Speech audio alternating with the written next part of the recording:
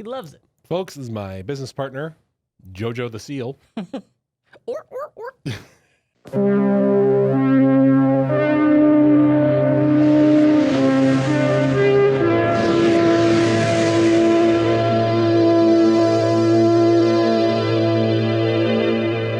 He works for tuna. He has an iron deficiency. I recently suspect I've developed an iron deficiency from my, I've been pescatarian for 10 weeks. Your newfound vegetarian lifestyle. Pescatarian? Why do you always correct it? Just say vegetarian. Because if you offered a vegetarian fish, I don't think they would appreciate it. I think most of them do eat fish. Then they're pescatarian, not vegetarian. It's too hard of a word. It's just you don't like the word? Fish don't have feelings. That's why I eat them. You understand. I hate fish. So, today I want to talk about two things. I went to Las Vegas's biggest convention, SEMA, the wonderfully named Specialty Equipment Manufacturing Association. That's what that stands for? That's what SEMA stands for. It's the car show. Which, yeah, it's aftermarket parts for cars. It's a terrible name. But it's aftermarket parts for cars, and it is the biggest, craziest thing I've ever seen in my life. As well as some pre-Black Friday questions and some Black Friday takeaways. All right, I know I talk about car stuff. I promise this has implications for e-commerce. But before we get into that, like 10 days ago, we launched the holiday email guide, and that thing sold crazy well. Yeah, it's doing great. That's our third year selling the holiday email guide. And if you buy it in any one year, you get updates for the rest of forever. Every year I update it, resend it out, add more to it, update it. And this year I want to do something cool. I am going to post in the Facebook group on the morning of Black Friday. So our Facebook group, Unofficial Shopify Podcast Insiders. And I'm going to ask people, share screenshots of the best Black Friday emails you've gotten. And then I will curate those, put them in a nice format, and that will be then included in next year's email guide. Wait, so if they buy this holiday email guide, what do they get? They get something like a 30-page PDF that includes, all right, here is, if you've procrastinated, you've waited this long to set up your emails, Lord have mercy, but hey, we can still help you help yourself. And in the email guide, I lay down, all right, here are the dates you'd be sending your emails, so every opportunity to send an email, and then as well as the best practices.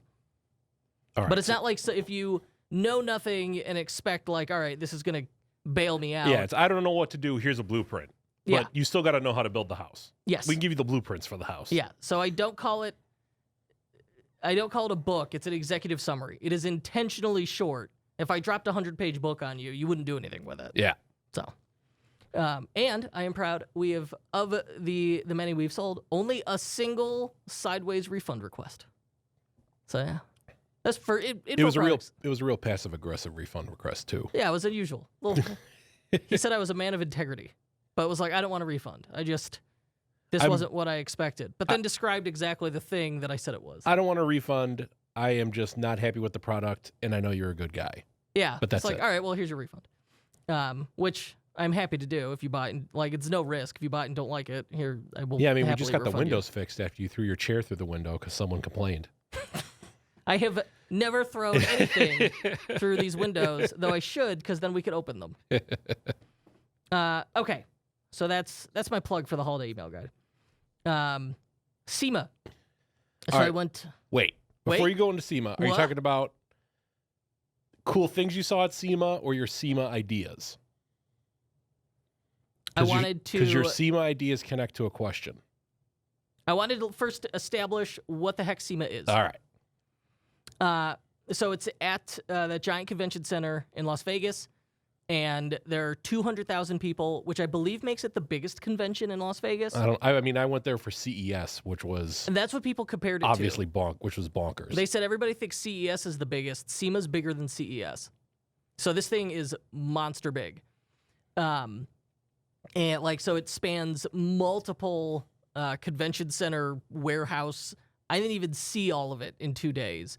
So at SEMA, you've got like all the big car show or the big car manufacturers show up. to show not just their cars, but the aftermarket parts for the cars specifically. That is how huge that industry is. So it's like, it's not just cars, it's the guys who make wheels and the guys who make spoilers and every crazy thing you can think of down to floor mats. And so eavesdropping and listening in, there's a lot of direct-to-consumer and a lot of e-commerce stuff being discussed that I thought was interesting. But really, I was there just to meet with clients. Yeah, we had a lot of clients there. Yeah. We had Leno, we had Hoonigan, Corsa Motorsports. Who else? Adams Polishes. Adams Polishes. Yeah. Can never and forget then, Adams. A few who were not represented there. I was like looking through the thing. But man, I mean, I barely had time to connect with those folks. Though what was kind of cool is we relaunched Corsa's website, Corsa Performance. We relaunched Corsa's website at SEMA. Yeah. You were like texting me changes to make, and I was like, all right, I'm pushing it live. So I thought that was kind of neat. I've never relaunched a website from a convention center show before. Yeah, that was good. But it's always... You met Jay Leno again. Because you and him are like friends now. We're basically best friends. Yeah. In that, when I saw him the second time and someone reminded him who I was, he said, he graciously said, I thought you looked familiar. Oh, yeah. He definitely remembers yeah. you. I'm like, listen, I know we both know you're lying, but I appreciate the effort. Yeah, we saw like Adam Carolla was there, and Cody Walker, Paul Walker's brother, was standing next to me at the Hoonigan VIP thing. So it's kind of cool. Anyway, I met up with Drew Skokie, who is the CEO of Auto Anything, but many listeners may recognize that name. He also ran Nerd Marketing. He taught he had a bunch of info products for Shopify merchants around email marketing. That was his specialty. And he even taught a email course it was for Shopify, I believe it was for the Shopify Academy. And he had a couple like really interesting points and hot takes. Number one was an opportunity in e-commerce. And even though the show was huge and there were 200,000 people and there was every manner of crazy car, like, oh yeah, if you need wheels specific to your Lamborghini, like kind of niche stuff, I didn't see a single electric vehicle. Ford brought one. They had one. Oh, you peed your pants about this car. I did. It was, yeah. Well, I'm mad that they're never going to sell this thing. It was a 900 horsepower all electric Mustang with a manual transmission. So essentially my dream car. But anyway, electric vehicles like Tesla, I didn't see a single one. So you didn't see electric vehicles represented there, but people who buy those cars still want to buy accessories for them, still want to customize and modify them. So if you are at all considering or have the ability to get into that space and sell aftermarket parts for electric vehicles, do it. It is a wide blue ocean. There's no one doing this right now. Kurt, Adam Watson asks, so Kurt, if you were to start a store, what niche would you start in? I would buy myself a Tesla, drive it around, and start figuring out what the pains or problems are, and I would start designing and manufacturing my own simple products, probably accessories around the interior, like first look for issues to fix, and then start looking for like little annoyances that you discover when you first buy a car. First fix that stuff, and then turn around and start making like cool accessory items for the car. Like maybe, nothing crazy like body kit, smaller stuff, like a carbon fiber lip spoiler, like whatever I could come up with. Or maybe own one manufacturer, vehicle, or space. Tesla seems like the obvious one, but there are other electric cars out there and others coming down the line. So that's a huge opportunity. And another point that Drew Skokie made was within the off-road community, there's you think of Jeep when you think of off-road and trucks, but there's a new category that's rapidly growing called Overland. And Overland is I'm off-roading, but it's not like hillbilly redneck stuff. I've got a customer lifetime value of $500,000 because I'm going to buy a Land Rover and then outfit that for camping. It's like a weird premium luxury version of off-roading. It's glamping. It's essentially off-road glamping. Yeah, off-road glamping. And so I thought, and that you saw that stuff there, but it's not oversaturated. So maybe there's a Land Rover enthusiast out there who's thinking about creating a product. If that's the case, absolutely jump on that.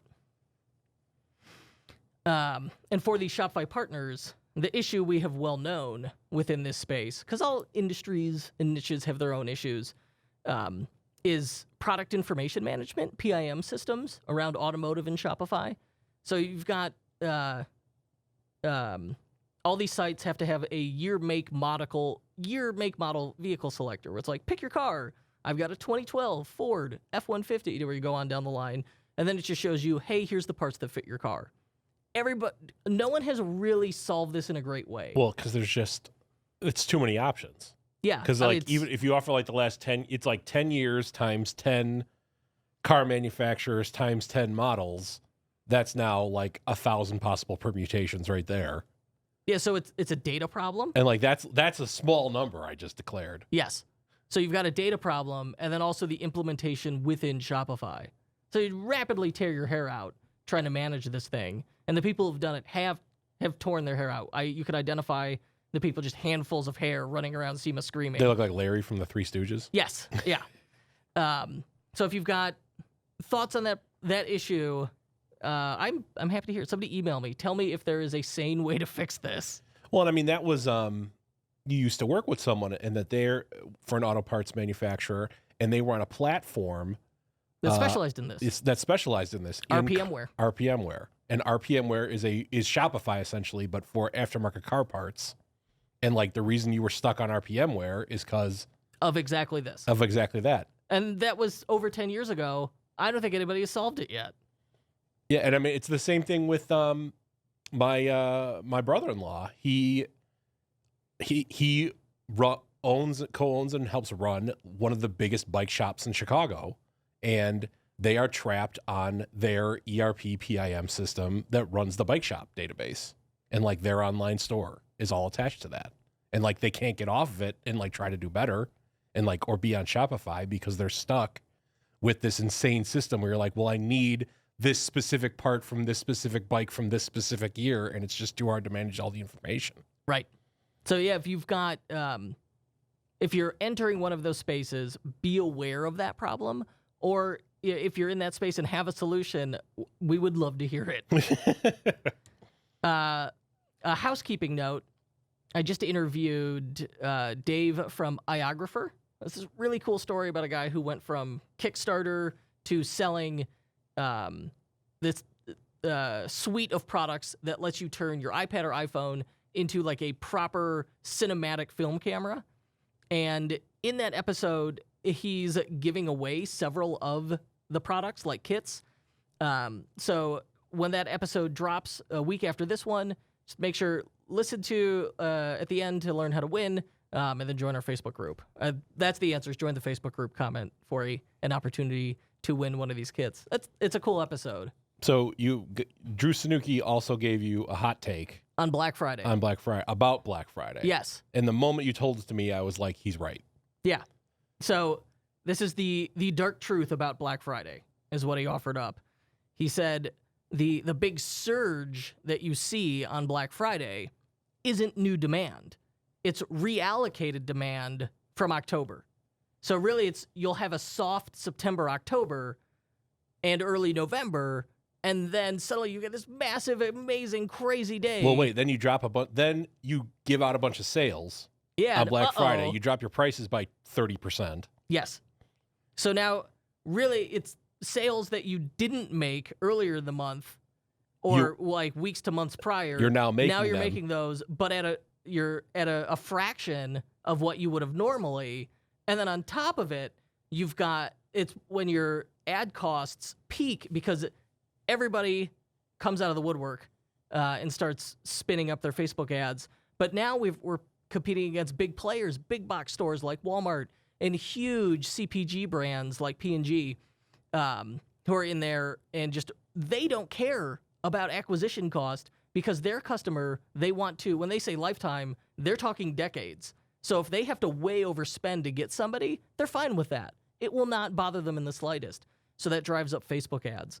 So what he said, that suddenly Black Friday became like this diabolical thing we need to defeat. That like it's like it's a self-inflicted wound. Yes. And he's brainstorming some solutions to this. Well, I mean, it immediately made sense to me because I was just thinking about it this week because there's like all these games coming out that's like Red Dead Redemption 2 on PC, Outer Worlds, Borderlands 3 came out. There's a game called Overland that I was very interested in. And I was like, oh, I want to buy one of those. Like I'm itching for something. And my first immediate thought was, well, buying anything now is stupid. I should just wait 3 weeks and I'll get it for half off. So I didn't buy anything. You were ready to pull the trigger then. Yeah. But well, why would I do it? Yeah, I'd be dumb if I bought anything now, so I won't. I'll just the thing I was going to buy now, I'm just going to buy it in 3 weeks and I'll pay less money for it. But that's also they didn't make any more money off of me. They're making less money off of me. That's why you see retailers who like are normally discounters, like Macy's, those kind of places where they sell stuff at a discount kind of year round. Everything's like 50% off. Suddenly, September, October, early November, everything's at full retail. And the reason is because they're just going to bring it back down to the normal price they'd sell at anyway during Black Friday and go, oh, look at this amazing deal and sale.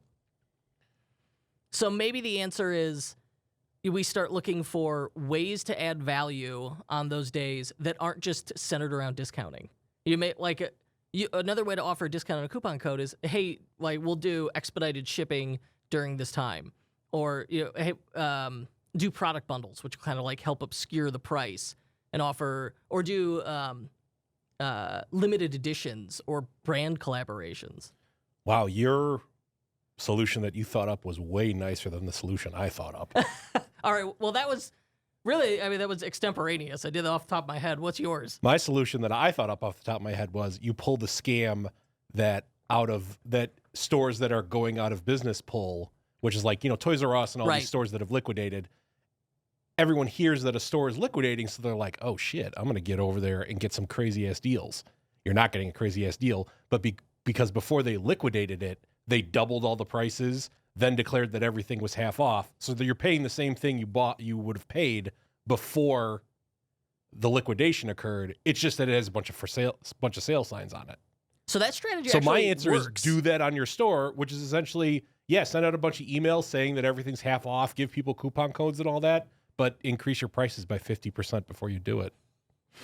My fear would be that the damage in trust, that hurts the customer relationship. Who notices the price of things from like a month ago? If you're direct to consumer, I think you have to be very careful with that strategy. If you're a reseller, then you could probably get away with it. I'm not saying do it. I'm just saying do it. I'm just saying maybe you'll make a bunch of money if you do it.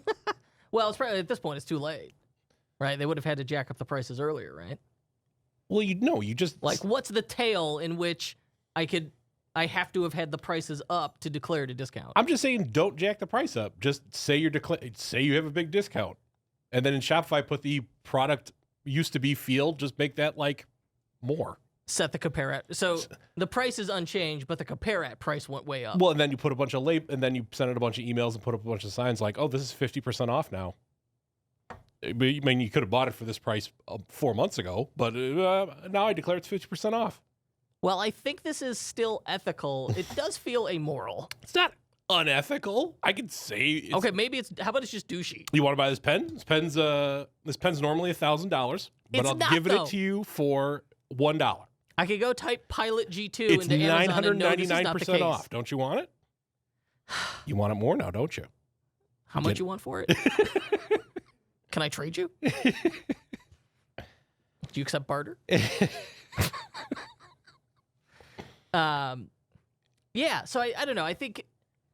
I don't know how long Black Friday will continue as we've seen it, where it's became a race to the bottom. And then now it's become a race to the bottom propped up by smoke and mirrors, essentially. Well, welcome to the American economy. Ooh, hot take.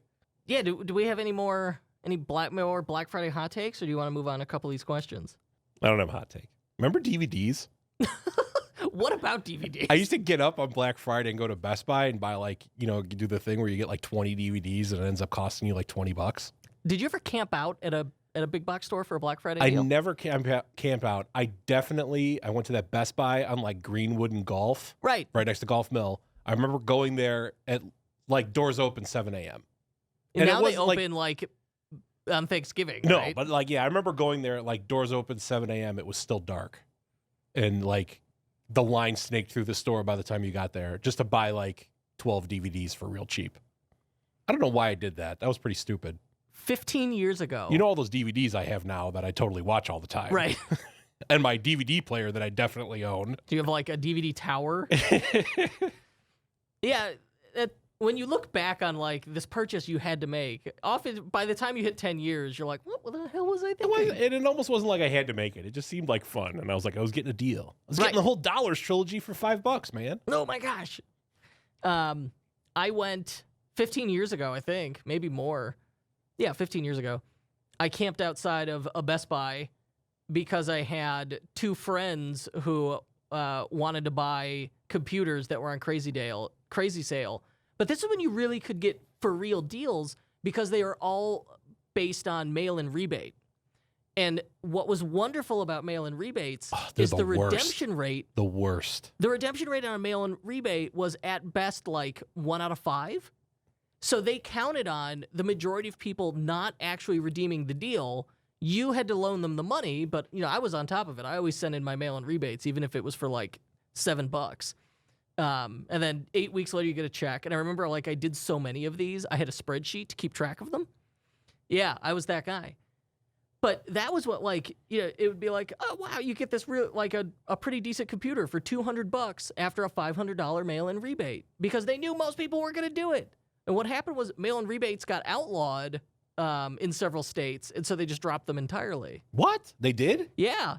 There are several states where mail-in rebates are outlawed, so now the big box retailers don't bother with it. They still do them on computer parts all the time. You could do, they exist, but it's just like it's fallen out of favor. Because I was just going to say, our listeners, mail-in rebates on Black Friday. That's how you can discount stuff, but then not get boned by the discount. All right, if someone has experience with mail-in rebates, you have a standing offer to come as a guest on the show and teach me about mail-in rebates. Well, I think this is a tremendous opportunity. If they're illegal in some states, that's just going to be a nightmare to try and deal with. Well, we could talk through figuring that out, that solution. All right, if anyone's a mail-in rebate genius, come on the show. Yeah, let me know. That'd be cool. What a loser. I know. Mail-in rebates, that'd be cool. And I'm not kidding in the slightest. I really would find that genuinely interesting. Kim Otterburn said, you mentioned the importance of building an email list. Any practical ideas for how to get people to sign up? Well, right now, today, I would sign up a teaser where you say, hey, do you want early access to our Black Friday sale? And use that as your email opt-in. And then when people opt in, you run your Black Friday sale like this Friday for just those people who opted in as a way to test it, as a way to drive those email people, and potentially as a way to get multiple purchases from a single customer in that they'll purchase during that early bird preview window and then again on Black Friday weekend. My thoughts on this were so you get people to sign up by giving them something. Giving them early access to your Black Friday sale, great idea. I was also thinking about a tiny discount, 5% maybe. Just like a tiny little discount that's not going to kill your margin, but people, because they're making it a tiny ask from them. Like, you just got to give me your email and I'm going to give you 5% off. Or like, if you charge for shipping, order free shipping on your first order, something like that. And then the other thing I thought of is a piece of content. Content upgrade. Am I right or wrong here? Does Kim Otterburn run Welsh Otter? Yes. So Welsh Otter sells furniture that is like very nice and fancy. Home decor. It's home decor. And I'm sure she has knowledge on how to take care of your furniture, how to clean it, how to do all that stuff for your home decor. Maybe Kim can offer them a little PDF or whatever on how to properly take care of your Welsh Otter products. So it's like, I'm going to teach you something if you sign up for my email list. And give them something. And really, it's so easy to do that. Essentially, you may already have the content. Look at your... Could be blog posts that you've already made if you're doing good content marketing. Yeah, a blog post you already made or a social media post that does really well. Take that, expand on it, make a video version of it to go with it, and then you send that out either as one email or break it up as an email series. I like the idea of doing the email series because it makes a long piece of content more digestible, and it gives you an excuse to be in that inbox, build that relationship, And then ideally, like at the end of every email, and you'll see I do this, like, hey, hit reply, ask me a question. A majority of people won't. But for the few people who do, when they actually get a response from you, and they see that, like, oh, this is a real person who's actually engaged and knows whatever this industry niche hobby is, they'll be impressed by that, and that earns trust. Sounds good to me. Yeah. No, I like that idea. Jesse Westover had asked about timing for social media posts for the holidays, when to release your Black Friday deal on social, etc. The answer is continuously. Just constantly. Yes. Slowly escalating discounts and releases. Well, the thing, like, unlike if I emailed you 10 times in a day, that would be strange. You'd be like, fuck this guy. Yeah, you would click unsubscribe. Or, as someone replied to one of my emails today, if someone's feeling real salty, they won't just click unsubscribe. They want you to do it for them so that you know they unsubscribe. Like, yeah, I got them. As if I care. And the guy replied, take me off your spam list, Kurt. Like, you signed up for my email. That's the one that always baffles me. The people who sign up and then they're like, unsubscribe me. It's Schrodinger's spam. If you wanted it, it's good email. If they didn't want it, it's spam. But 100%. It could be the same thing. Yeah. Oh, like the same email, somebody will be like, this is amazing. Thank you. Your content's so valuable. And then the next person is like, you got a room temperature IQ. Both of those things are actual emails I've received. I mean, if you had a room temperature IQ, I don't think you could set up an email welcome series. Thank you. That's right. Yeah. I certainly would not be able to spell e-commerce correctly. Anyway, so unlike email, with social media, it doesn't have the same organic reach. Like if I post on Facebook, I am lucky if 10% of my people see that post. So, I mean, you could you could post every hour throughout the day and be fine. And that probably actually wouldn't be a bad strategy as long as it's valuable in some way. Like it's funny, it's engaging, it's dynamic, it's useful. It's helpful. Like, hey, of our sale, this item is about to sell out. Like, look for those excuses, those reasons to post. But at a minimum for social, I would match it up to your email and do 7 a.m., 5 p.m., 10 p.m. so that you've got it running throughout the day. But I also probably do something in the afternoon as well. And of the like, and you're talking about on Black Friday day. Yes. And don't get us wrong, you should be doing a bunch of stuff before you get to this point. Don't wait. Yeah, schedule these things. Oh my gosh. Yeah, I would, and those posts I would promote. And that, I don't know, that may be an issue, just in getting the approval from Facebook. So I would try and promote them, and it may not work, but it's worth a shot. Even if it's like you put $10 behind each one, that is worth a considerable increase in organic reach on Facebook. Yeah, Facebook, that's much lower risk in posting. I think, you know what, my advice is for your social media posts during these holiday sales is just spam it. Yeah, because you're going to get, it's just another drop in the rainstorm. Like all your customers are getting spammed by 20 other stores. So it's not like they're going to specifically remember you as being like a bad guy if you're worried about overdoing it. Well, I think my point is you can't overdo it on these holidays. I think you can overdo it, but I think if it's a challenge, yeah. I think the bar is way higher than anyone realizes. Yeah. Because what was that stat? You're like, women's clothing stores send out like 14 emails on Black Friday or something. Oh, yeah, like throughout the holidays, some of them will get up to 100 emails, no problem. It's nuts. Well, that's prorated out over 60 days. That's different. Less than 60 days. 45. But an unusual number of emails, more than you would realize. If you want the exact stat and the source I cited, you'll have to buy the holiday email guide. Ooh, $29. Plug. Paul needs a new PC. Cha-ching. All right. It's Friday. We're a little punchy today. Will Roya asks, what do you budget for your one-day ads on social for Black Friday, etc.? So the rule of thumb here... Oh, well, there's a rule of thumb? Because I was going to say this is the king of it depends questions. Well, that's why I wanted to do it. Two things. One, you could take... Here, I'll give you... This is a really safe answer. You've got your Facebook ads, and you've got it segmented into cold audience, warm audience, hot audience. What I want you to do is kill the cold audience ad spend, reallocate that because that's the one that's going to be really expensive and low ROAS, return on ad spend. Reallocate that into the warm and hot audiences, and then a safe answer is add 10% onto that. Now, if you're looking for an overall budget, based on last year's performance, hopefully you have previous year's performance. Based on your previous year's Black Friday sale, take 10%. It's a conservative number. Make that your ad budget.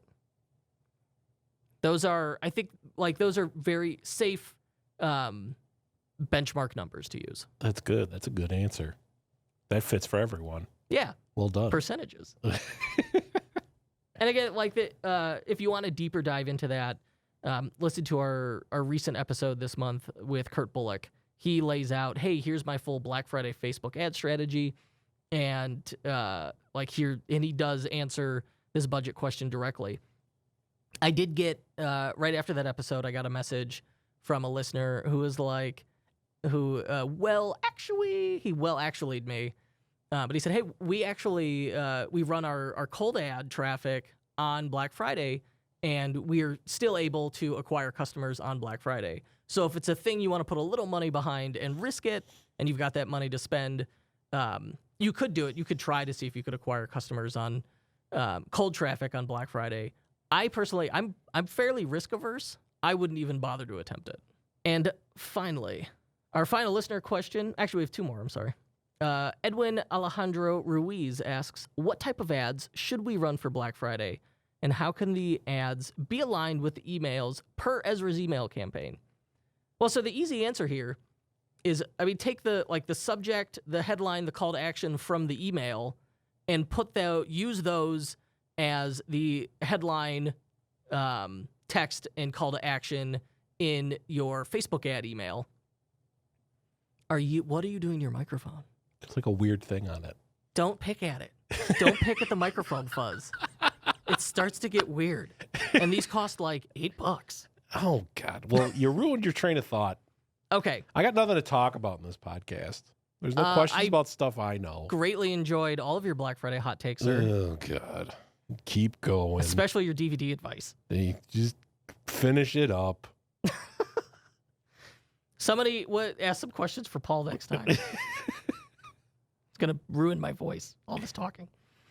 All right, so if you want your Facebook ads to align with your email campaigns, and certainly you should, literally, why not take the subject, the headline, the call to action from the ad or from the email and just reuse that as the text in the ad? And certainly you probably have a hero image or graphic you used in the email. You'd use that in the ad as well.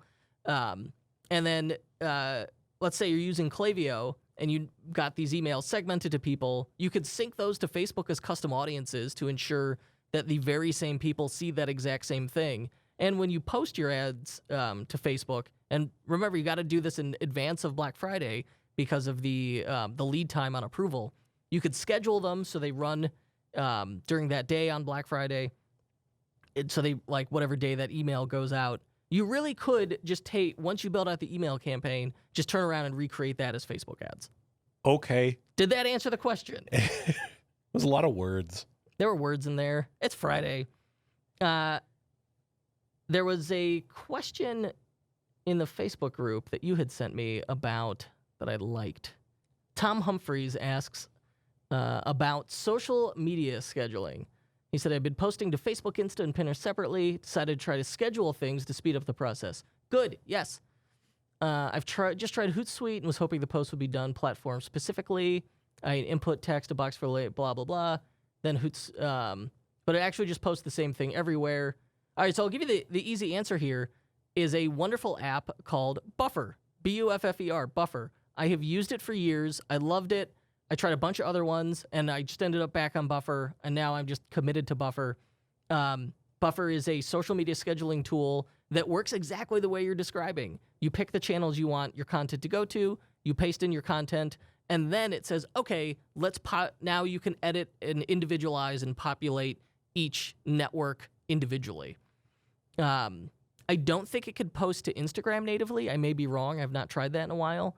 But if you're looking for a tool that can also do Instagram and Pinterest specifically, in this case, Tom Humphreys check out Tailwind. That's the one my wife uses, and she swears by it. She loves Tailwind. because it was built first for Pinterest, and then they added Instagram, and I think it could do some of the other channels. But between Buffer or Tailwind, one of those will make your life much easier. Both offer free trials, so check those out.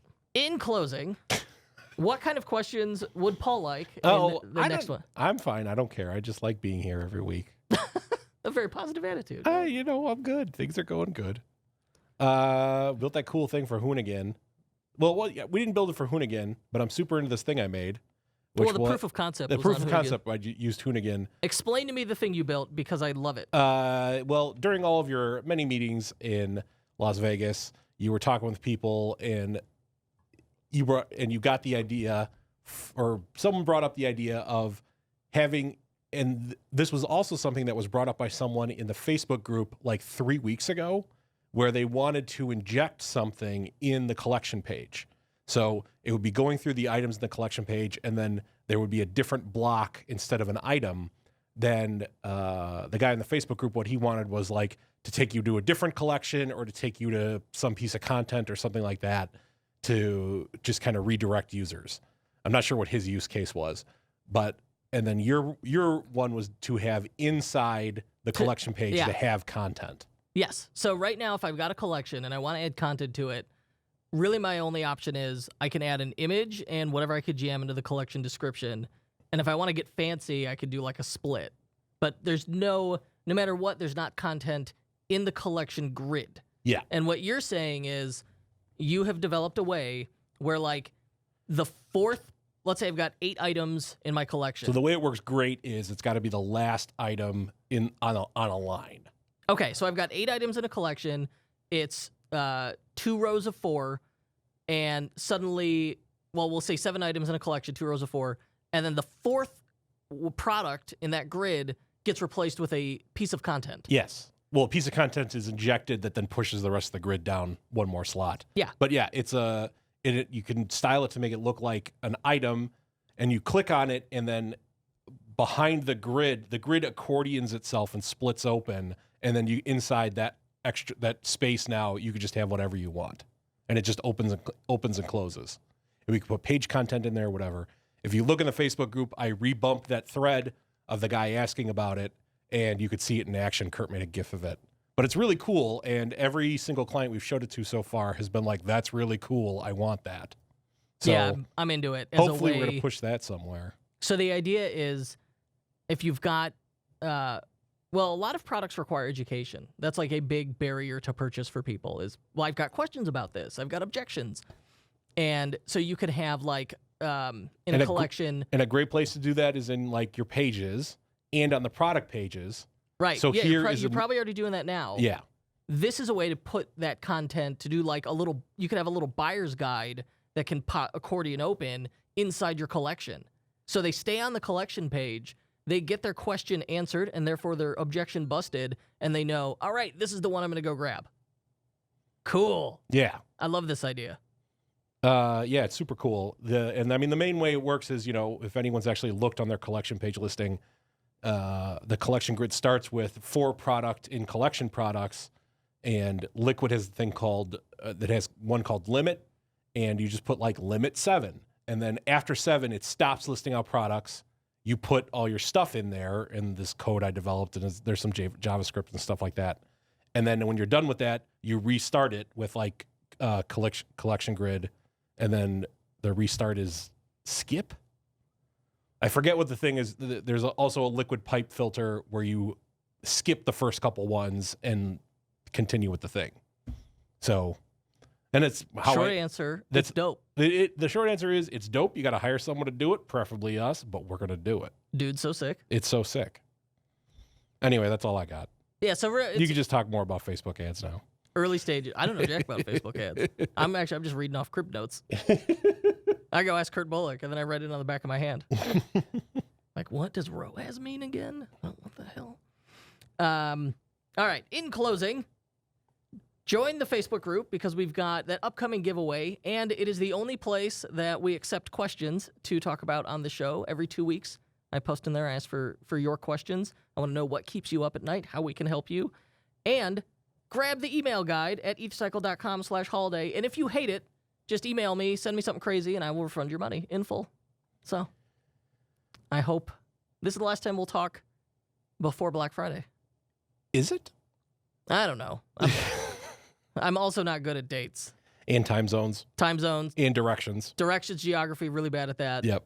But great reading comprehension. Super good at reading, very good at scheduling social media posts. Excellent at that. I nail it somehow, despite the time zone thing. Okay.